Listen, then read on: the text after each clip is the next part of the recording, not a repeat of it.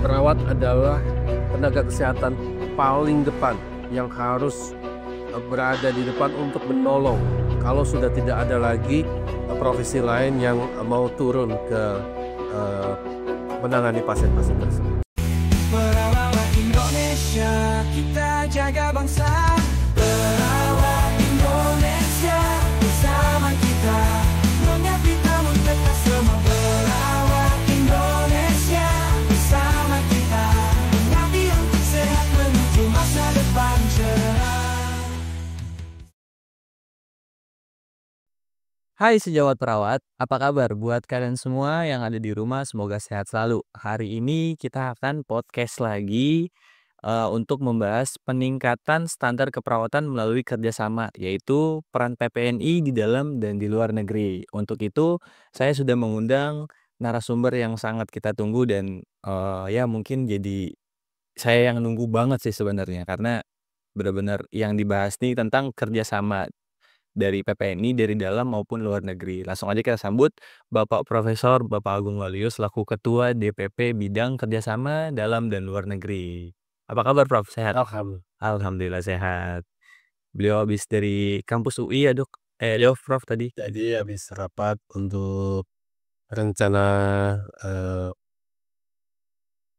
target tahun depan dan bagaimana cara mengimplementasikannya ke dalam bentuk kegiatan dan anggaran. Baik, itu dia. Nah, Prof, saya penasaran banget nih tentang kerjasama yang sudah dilakukan oleh PPNI baik di dalam maupun di luar negeri. Oke, kita tipis-tipis dulu nih, Prof. Kita ke pertanyaan pertama ya, Prof.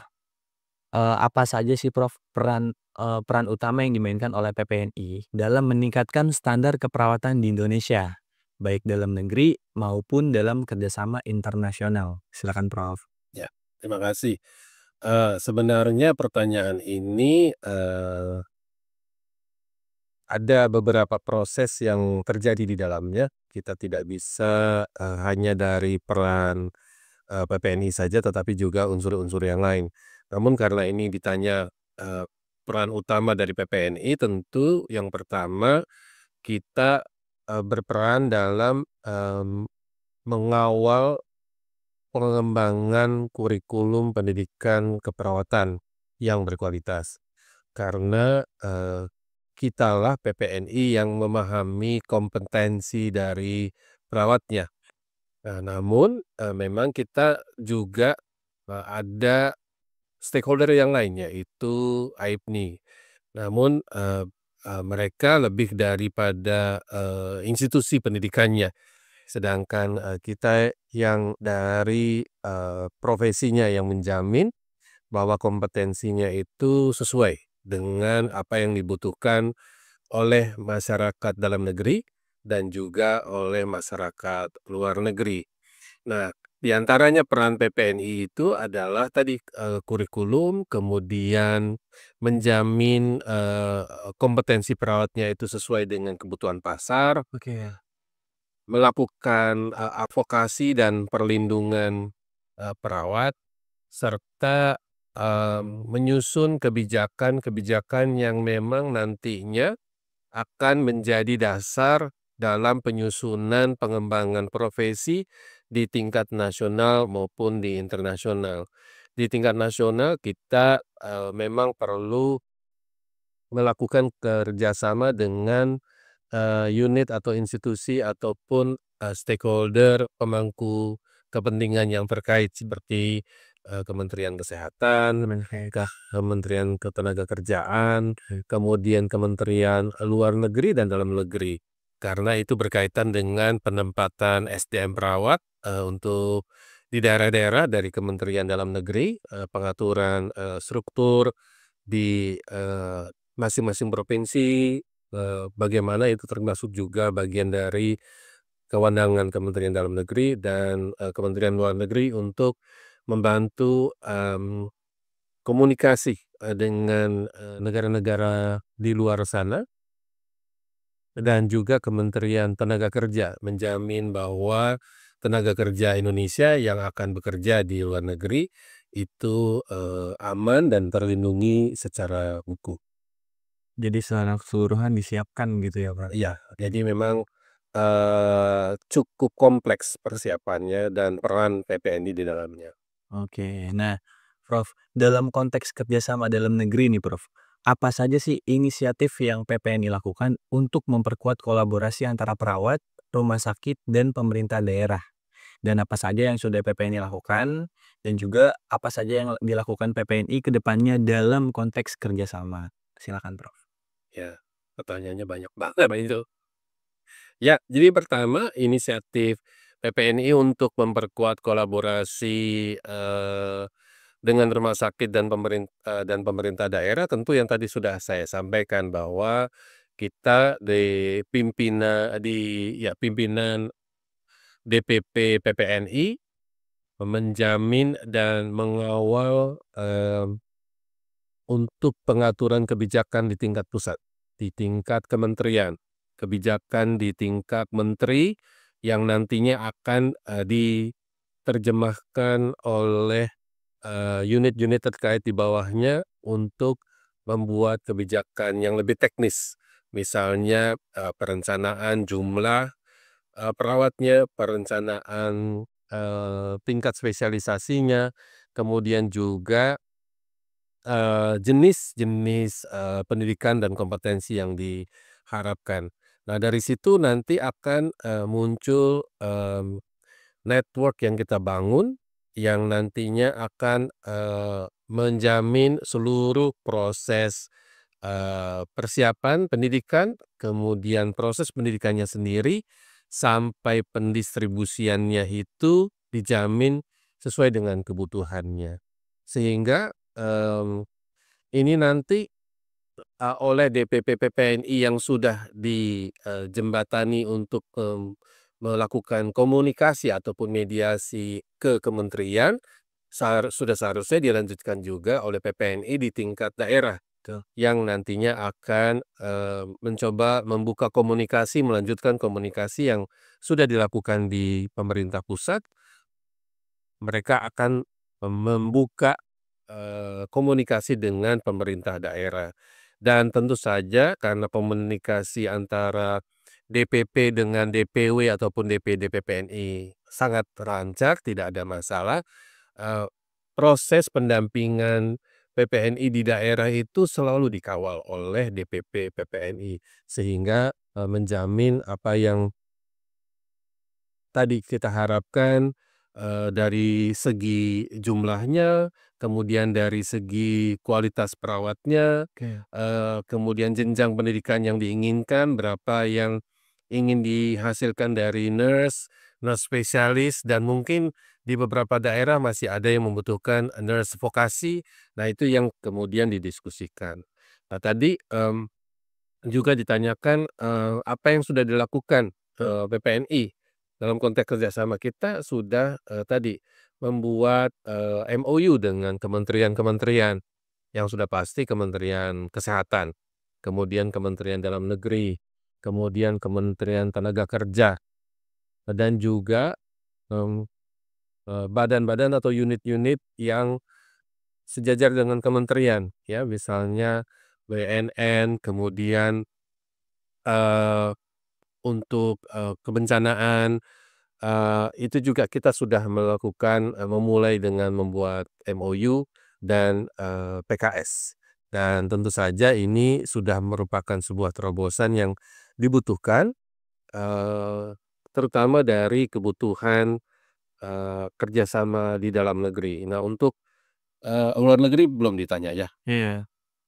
Siap, Prof. Jadi, lantas bagaimana nih, Prof, PPNI memastikan bahwa standar keperawatan yang diterapkan di Indonesia itu, relevan dengan perkembangan terbaru dalam dunia medis dan perawatan kesehatan? Silakan, Prof. Ya, relevan atau tidaknya itu tentu, kita, lihat dari, studi ataupun, eee, kebutuhan pasar, ya. Jadi kebutuhan pasar itu hanya bisa dijawab, eee, dengan dilakukannya studi ataupun, riset. Nah, memang, riset secara sistematis yang sifatnya nasional kita memang, eee, baru merencanakan, melakukan survei nasional, Oke. yang menjawab pertanyaan tadi, di setiap daerah itu butuhnya apa. Nah, yang sudah kita lakukan adalah survei nasional kebutuhan, perawat secara, general, secara umum.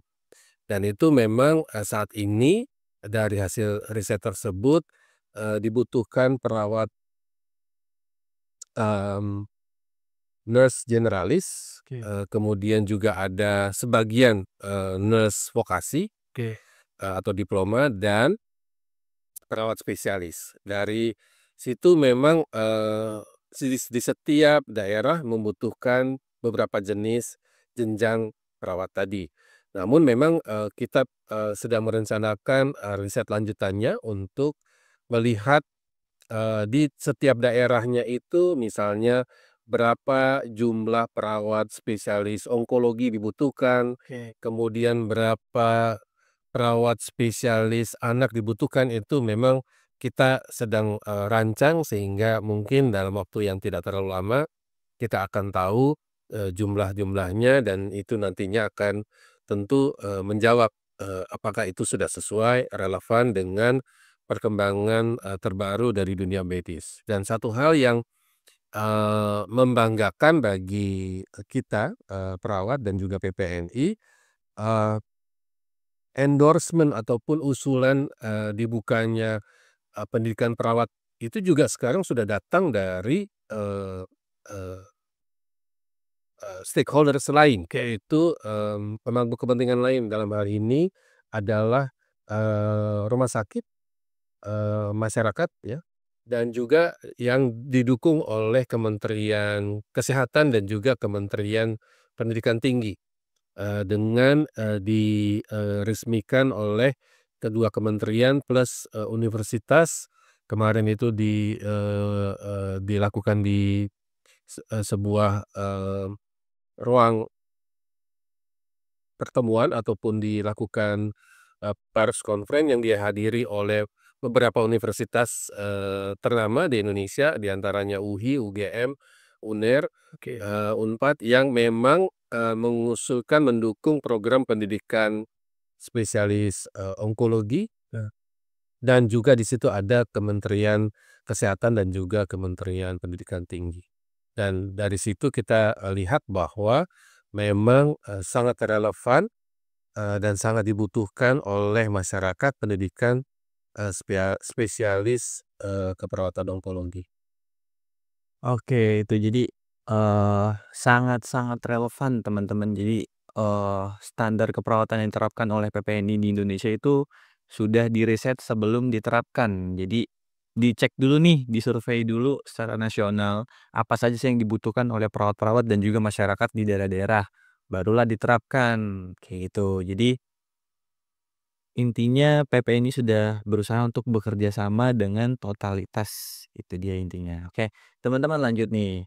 Prof, bisa sebutin nggak Cof, atau kasih contoh, contoh sukses kerjasama antara PPNI dan institusi pendidikan dalam meningkatkan kualitas pendidikan dan pelatihan perawat di Indonesia, Prof? Jadi kalau cerita suksesnya sebenarnya sudah banyak ya, Oke.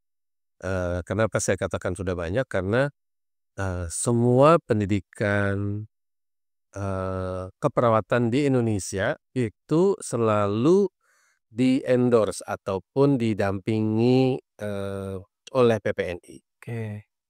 Sehingga sebagai contoh, eee, berdirinya pendidikan S1 keperawatan pertama di Indonesia, di Universitas Indonesia itu juga, digagas ataupun salah satunya pengusulnya adalah dari PPNI. Selain dari CHS ya, Konsorsium Health Sciences. Di situ juga ada dukungan dari PPNI, karena tanpa ada dukungan PPNI tidak mungkin, terjadi. Kemudian termasuk juga pendidikan spesialis keperawatan pertama di Indonesia. Itu juga, atas dukungan dari PPNI. Oke. Tidak bisa seperti Universitas Indonesia, tanpa menggandeng PPNI dalam, membuat pendidikan spesialis tersebut. Nah, termasuk juga kemarin dalam proses pendidikan spesialis onkologi yang memang benar-benar di-endorse oleh pemerintah, dalam hal ini Kementerian Kesehatan, itu merupakan bukti nyata bahwa PPNI telah berhasil membangun kerjasama dengan pendidikan tinggi, dalam hal ini kemarin dengan beberapa perguruan tinggi negeri berbadan hukum (PTNBH) yang memang dimotori oleh Universitas Indonesia, Fakultas Ilmu Keperawatan, dan juga beberapa fakultas keperawatan yang ada di Indonesia, yaitu membuat pendidikan keperawatan spesialis onkologi sebagai bukti nyata bahwa kerjasama antar beberapa pemangku kepentingan menghasilkan sebuah pendidikan yang benar-benar dibutuhkan oleh masyarakat. Dan itu juga karena di dalamnya proses pendidikannya itu menggunakan evidence based practice, sehingga bisa dijamin bahwa apa yang dipelajari oleh peserta didik, dalam hal ini peserta didik spesialis keperawatan, mampu menghasilkan standar-standar layanan spesialistik yang dihasilkan dari sebuah riset. Dan dari riset itulah kemudian dibuat sebagai standar layanan untuk layanan keperawatan. Jadi standar layanan keperawatannya bukan dari mengambil sumber buku saja, tetapi lebih kepada studi literatur yang lengkap, yang komprehensif, kemudian diuji cobakan pada lingkungan layanan keperawatan, dan hasilnya efektif, kemudian itu dijadikan standar. Dan itulah bukti kesuksesan kita di dalam sebuah program kerjasama. Oke, nah Prof, pastinya kerjasama internasional ini kan sangat penting dalam pengembangan profesi perawat ya Prof. Apa saja Prof bentuk kerjasama internasional yang telah dijalin oleh PPNI untuk meningkatkan kompetensi dan standar keperawatan di Indonesia? Ya. Kerjasama internasional yang sudah kita buat sebenarnya memang melibatkan unsur-unsur ataupun faktor kunci yang bisa membuat keputusan yang kita buat di dalam penyusunan standar profesi, ataupun standar kompetensi dan layanan kesehatan itu sesuai dengan standar internasional. Kita sudah melakukan kerjasama dengan ICN, yaitu International Council of Nurses, dan alhamdulillah baru 2 minggu yang lalu saya dan Bapak Ketua Umum, Bapak Dr. Hari Fadila, dan juga Ketua Departemen Kerjasama Luar Negeri, Ibu Nuni, kita menghadiri pertemuan ICN di Malaysia. Dan apa yang kita lakukan adalah membahas tentang standar pelayanan kesehatan dan standar pelayanan keperawatan yang ada di dunia, yang kemudian kita coba adopsi pada layanan keperawatan di Indonesia.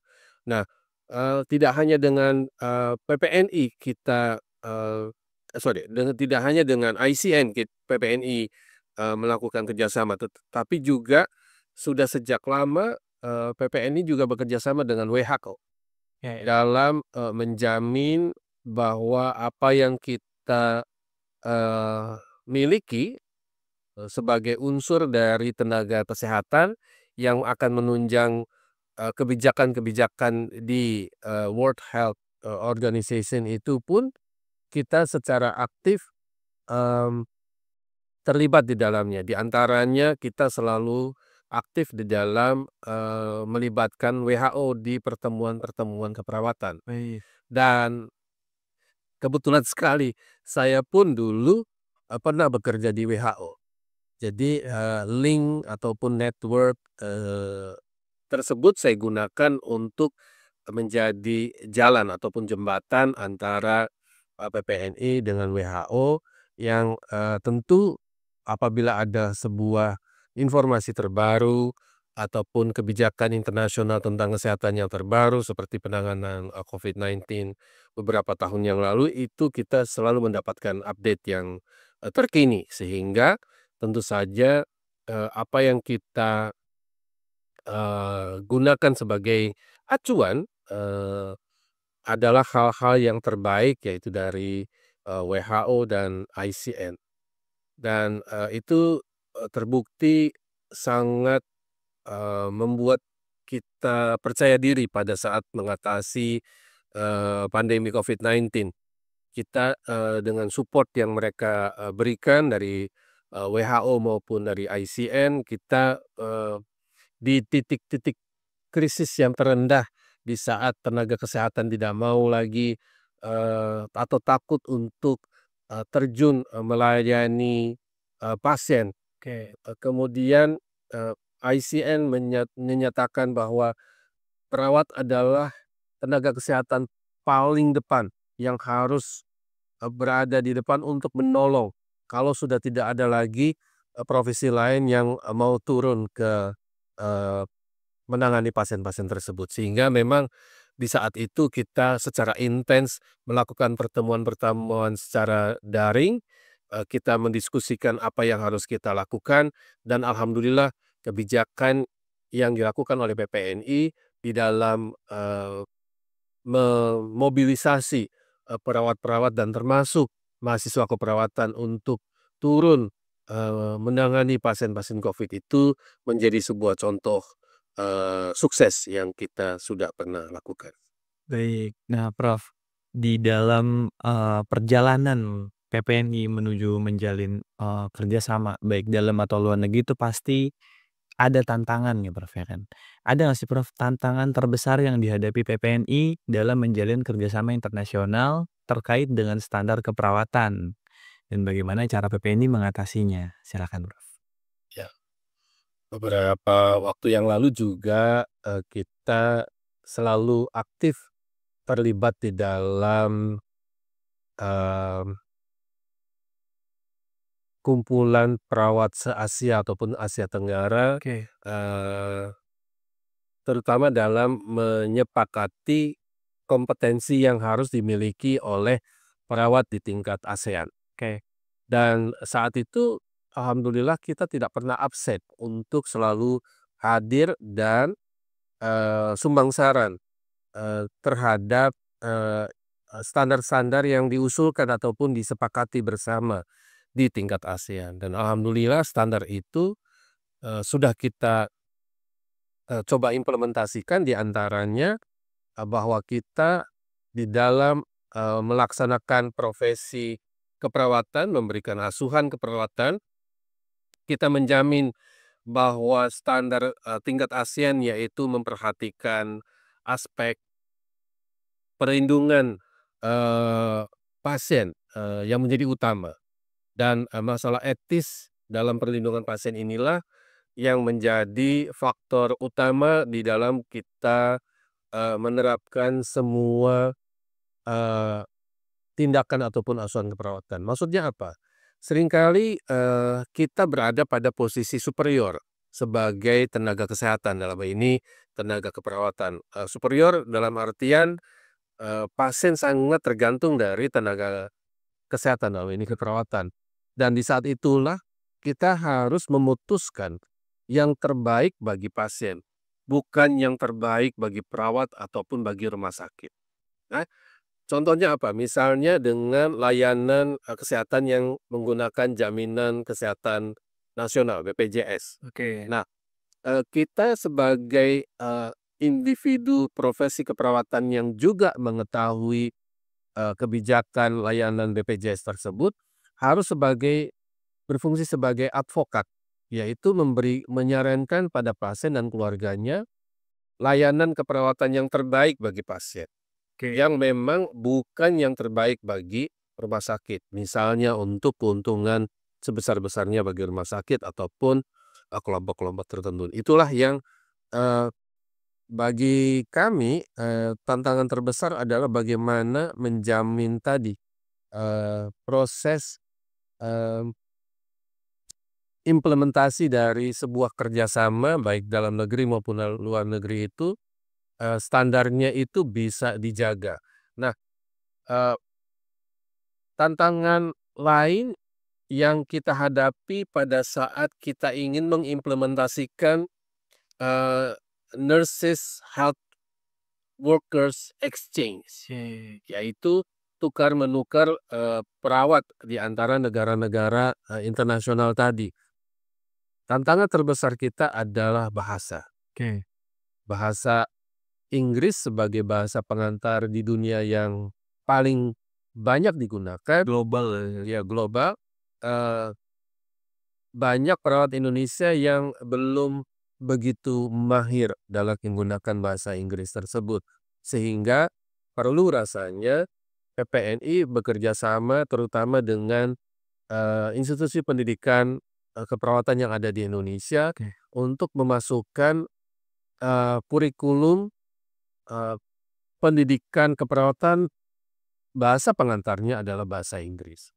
Nah, dengan demikian kesempatan untuk mendapatkan pengalaman bekerja di luar negeri, untuk mendapatkan kesempatan mendapatkan pengalaman menggunakan teknologi yang lebih canggih yang mungkin belum ada di Indonesia, itu bisa terpenuhi dan juga termasuk dalam menjaga keseimbangan pendistribusian tenaga perawat di dunia secara seimbang. Karena saat ini banyak di negara-negara maju yang sudah mengeluhkan mereka membutuhkan keragaman perawat internasional yang bekerja di negara mereka. Terutama di Timur Tengah mereka sangat menginginkan perawat yang bekerja dari Indonesia. Kenapa? Karena saat ini masih terlalu banyak perawat dari Filipina dan juga perawat dari India yang notabene tidak beragama Islam, sehingga ada beberapa kendala di dalam komunikasi ataupun secara budaya. Untuk saat ini perawat Indonesia itu kan semakin terlibat dalam misi kemanusiaan dan program global ya, Prof. Boleh nggak Prof diceritain peran PPNI dalam mendukung perawat di Indonesia di misi internasional dan bagaimana kerjasama ini meningkatkan kualitas perawatan? Silakan Prof. Ya, jadi gini, kalau ditanya tentang perawat Indonesia, keterlibatannya dalam misi kemanusiaan internasional mungkin belum banyak. Kenapa? Karena memang kita lihat relawan-relawan yang dikirimkan itu memang jumlahnya tidak banyak. Misalnya di daerah konflik seperti di Palestina gitu, kita mengirimkan perawat berikut dokternya itu juga harus memperhatikan keselamatan tenaga kesehatan yang dikirim di sana. Karena serangan bom dari Israel itu juga dia tidak kenal waktu dan tidak kenal tempat, termasuk rumah sakit pun dibom. Dan tenaga kesehatan yang menjadi korban itu juga sudah cukup banyak. Alhamdulillahnya tidak ada korban dari tenaga kesehatan Indonesia. Nah, sehingga kalau dikatakan peran kita, memang kita sudah rasanya selalu mengirimkan tenaga keperawatan di daerah-daerah yang membutuhkan misi kemanusiaan, namun memang sifatnya belum program nasional. Artinya kita bekerja sama dengan LSM ataupun institusi ataupun organisasi yang memang sangat dekat dengan pengiriman bantuan, logistik, bahkan tenaga kesehatan seperti Palang Merah Indonesia itu kita mendukung. Artinya kita membantu memobilisasi perawat-perawat untuk dilakukan pemilihan, seleksi terlebih dahulu. Karena kita tidak menginginkan perawat yang akan dikirimkan itu eee, tidak sesuai dengan kompetensinya. Perawat harus memiliki kompetensinya yang standar, terutama di daerah-daerah bencana, yaitu kemampuan untuk merawat luka, kemampuan untuk menjadi asisten proses pembedahan yang nantinya bisa meningkatkan eee eee, angka kesuksesan di dalam proses penyembuhan ataupun pembedahan tersebut. Sehingga memang contoh walaupun program pendampingan jamaah haji selama ibadah haji, itu juga kontribusi PPNI sangat besar. Kita terlibat di dalam menjamin perawat-perawat yang akan diseleksi, yang dikirim itu sesuai dengan kompetensi standar perawat yang akan mendampingi sejumlah orang selama menjalani prosesi ibadah haji. Demikian pula juga dengan eee misi-misi kemanusiaan yang tadi sudah disebutkan, kita selalu bekerja sama dengan WHO, dengan ICN, Palang Merah Internasional, dalam membantu memobilisasi dan menseleksi. Termasuk juga di dalamnya adalah memastikan bahwa perawat-perawat yang akan dikirim ke luar negeri itu, di daerah konflik, itu mampu juga berbahasa asing standar, yaitu berbahasa Inggris. Itulah yang sudah kita lakukan keterlibatan kita di dalam penyediaan ataupun fasilitasi perawat Indonesia terlibat di dalam misi kemanusiaan global. Oke. Nah, Prof, dalam hal teknologi nih, Prof, dalam hal teknologi dan digitalisasi, Prof, bagaimana PPNI bekerja sama dengan pihak dalam dan luar negeri untuk memajukan inovasi dalam keperawatan? Silakan, Dok. Iya, ya ini juga. Ini apa ya, challenge yang saat ini sebenarnya talent-talent perawat muda itu sudah mulai mencoba membuat teknologi, terutama di proses pendidikan tinggi, pendidikan magister maupun doktoral. Mereka mencoba sudah banyak berlomba-lomba menciptakan aplikasi teknologi yang bisa membantu masyarakat, dalam hal ini pasien, di dalam menjaga kesehatannya. Termasuk juga teknologi-teknologi yang sudah diciptakan oleh mahasiswa doktoral Universitas Indonesia, misalnya alat untuk mencegah terjadinya luka pada pasien diabetes mellitus. Dan itu sudah diciptakan dan saat ini alat tersebut sudah dipatenkan dan menjadi kolaborasi antara ilmuwan perawat dan ilmuwan dari fakultas teknik. Ya, itu menciptakan alat, dia menggoyang-goyang kaki selama pasien itu dirawat sehingga pasien diabetes mellitus yang aliran darahnya sudah mulai tidak lancar dan itu yang menyebabkan terjadinya mudah terjadi luka. Kemudian aliran darah menjadi lancar dan tidak mudah terjadi luka, dan itu merupakan bentuk pemanfaatan teknologi yang diciptakan oleh mahasiswa ataupun profesi perawat. Termasuk juga digitalisasi tadi.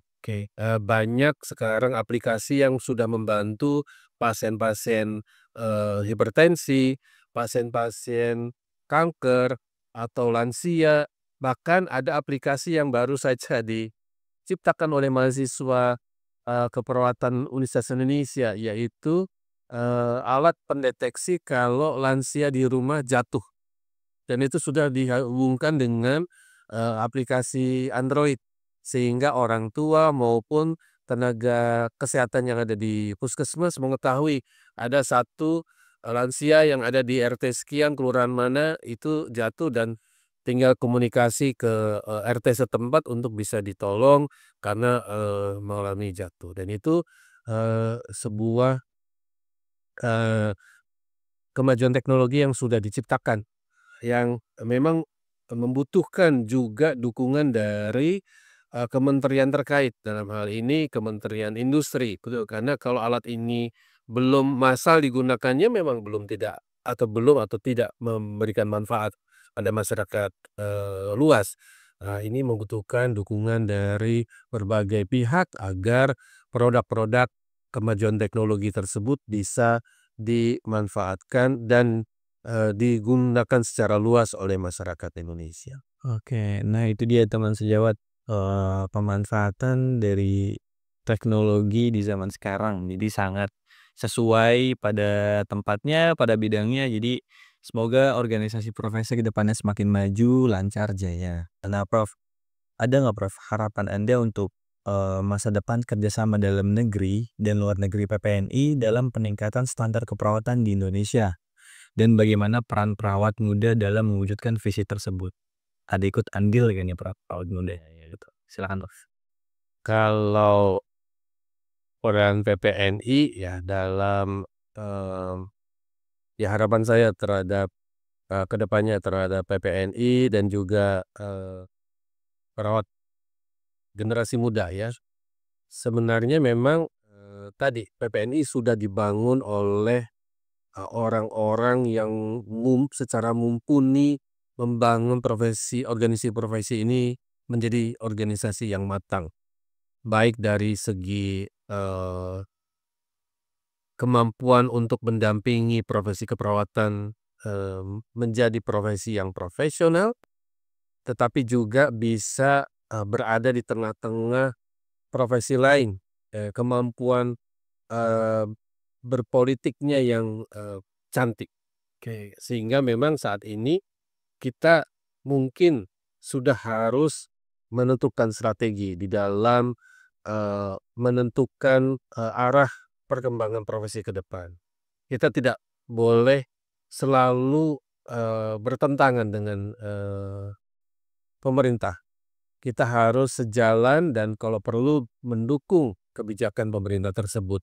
Saat kita sudah bisa diterima oleh pemerintah ataupun pejabat yang berada di dalam posisi strategis tersebut, maka tentu lobi ataupun negosiasi akan jauh lebih mudah dilaksanakan. Dan bagaimana peran dari perawat muda ya. Jadi memang contoh yang menciptakan detektor lansia jatuh yang ada di rumah itu juga ada itu mahasiswa, aplikasi itu. Jadi perawat muda ini mereka mencoba menciptakan hal-hal yang baru. Tentu hal-hal baru itu tidak harus sesuatu yang amat sangat canggih ya. Bahkan dari sebuah penggunaan aplikasi yang ada ataupun penggunaan WhatsApp itu pun bisa dengan mudah digunakan sebagai salah satu media yang membantu pemberian pelayanan keperawatan kepada pasien-pasien yang ada di masyarakat dengan membuat WhatsApp group yang di dalamnya ada moderator untuk mengatur lalu lintas komunikasi yang intinya pasien di dalam WhatsApp group itu bisa berbagi pengalaman. Sehingga anggota WhatsApp group itu tidak merasa cemas, tidak merasa ditinggal karena seperti pasien-pasien tertentu, pasien HIV sebagai penelitinya, saya melihat bahwa pasien-pasien HIV itu butuh adanya perasaan aman bahwa dirinya berada di dalam tangan profesi yang sangat kompeten di dalam memberikan asuhan keperawatannya sehingga mereka yakin untuk disiplin mengkonsumsi obat-obatan, menjaga kehidupan sehat dengan melakukan kebiasaan-kebiasaan baik dan menjauhkan dirinya dan meninggalkan kebiasaan buruk yang beresiko yang memungkinkan mereka mungkin akan menyebarkan penyakit tersebut ke orang lain ataupun dia sendiri tertular penyakit-penyakit yang baru. Sehingga memang generasi muda dari perawat ini sangat dibutuhkan ikut sertaannya di dalam proses pembangunan profesi dan juga pembangunan kesehatan di Indonesia dengan menghasilkan riset-riset yang terbaik, Oke. kemudian terlibat di dalam organisasi-organisasi kemasyarakatan yang berhubungan dengan kesehatan ataupun non-kesehatan, yang intinya kita harus menunjukkan kepada masyarakat Indonesia bahwa perawat itu tidak hanya mampu merawat, pasien-pasien yang sakit, tetapi juga mampu merawat bangsa ini Oke. menuju, gerbang kesuksesan 2045 Indonesia Emas. Oke. Terakhir nih Prof, ada motivasi nggak Prof untuk para teman-teman perawat kita yang sedang bertugas di sana, di luar, untuk semangat mereka nih Prof? Silakan Prof, bisa disampaikan. Ya, jadi, mungkin pesan saya pada teman-teman perawat bahwa, eee, apapun peran kita di dalam pelayanan kesehatan, baik itu di layanan, rawat inap, rawat jalan, kamar operasi, atau bahkan di puskesmas, di masyarakat, eee, yang memang langsung berkaitan maupun tidak langsung berkaitan, misalnya teman-teman yang berada, di institusi pendidikan, marilah kita sama-sama bergandengan tangan untuk menciptakan pelayanan kesehatan, terutama pelayanan keperawatan yang terbaik bagi negeri ini dan juga bagi dunia. Jangan kita bermimpi untuk bisa sukses hanya di institusi kita saja. Kita harus sukses di Indonesia, bahkan juga harus sukses di dunia. Bagaimana caranya? Kita harus songsong masa depan yang begitu cerah. Kita lihat, eee, kesempatan untuk berkembang sangat terbuka lebar di luar sana.